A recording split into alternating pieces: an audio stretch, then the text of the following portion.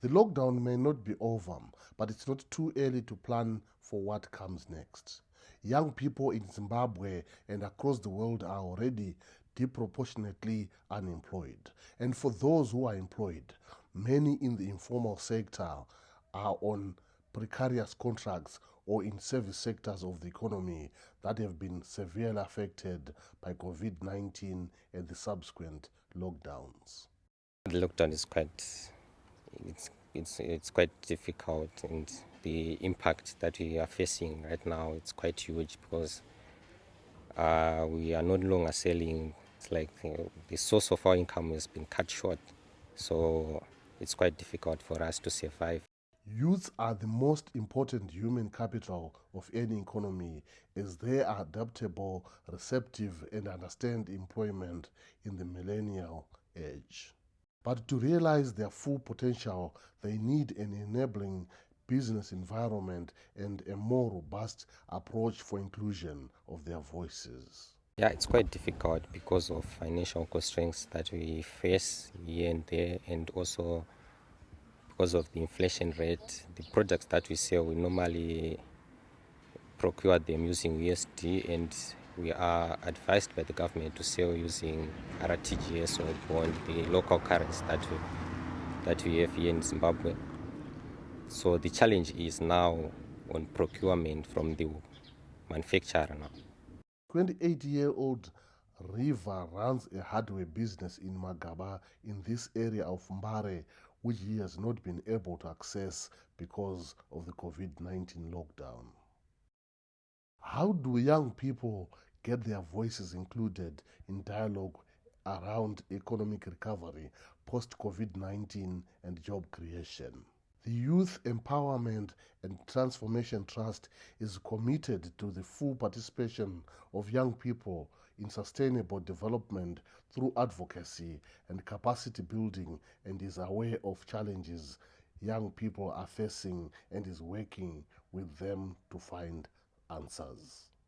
Youth's participation has been remarkable, so to speak. It's been okay. Young people are hungry to participate in national decision-making processes, and our endeavors for them to participate in those national decision-making processes have been convening policy dialogues and platforms where they can interface with decision-makers, duty-bearers at different levels, from local to national level, so that their youth concerns can be inputted into policy formulation. There are a myriad of challenges that we face in making this a reality because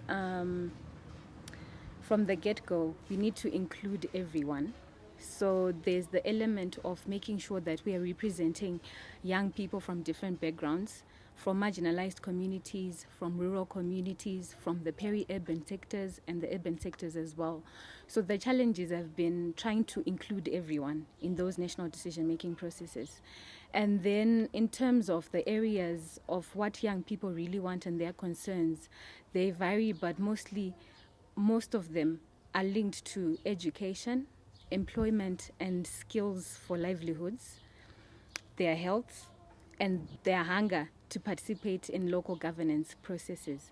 So they want more voice rather than just being given a chance to participate in platforms. They want representation of young people in spaces where they can actually also make the decisions together with those who are making the decisions at the moment. Youth Empowerment and Transformation Trust is involved in research work. So most of our work is evidence-based. We do evidence-based programming, and we also do research for the sake of evidence-based advocacy as well.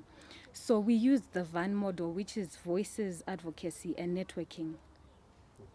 So we gather the youth voices, and then we advocate through the network that we have as an organization, so that we advance policy advocacy in that manner. So that's the strategy we've been employing.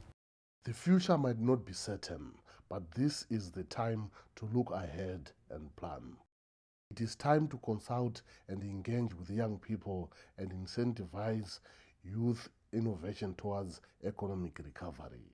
And in 5 years' time, I'll see myself having a quite recognized hardware in Zimbabwe, just the same as electro sales, just and bola, just to mention a few.